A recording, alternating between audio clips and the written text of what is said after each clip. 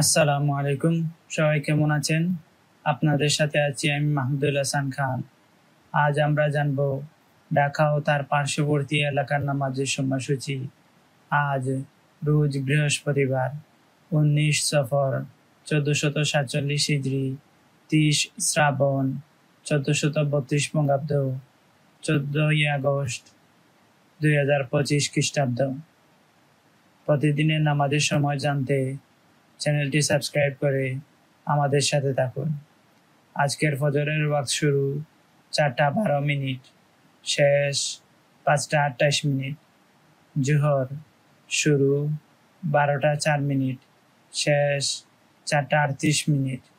আসর শুরু 4:39, শেষ 6:18। মাগরিব শুরু 6:33, শেষ 7:52।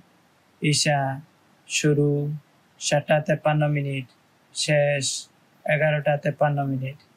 নামাজের নিষিদ্ধ সময়সূচি: সূর্যোদয় 5:34 থেকে 5:48 পর্যন্ত, দুপুর 11:49 থেকে 12:03 পর্যন্ত, সূর্যাস্ত 6:18 থেকে 6:32 পর্যন্ত।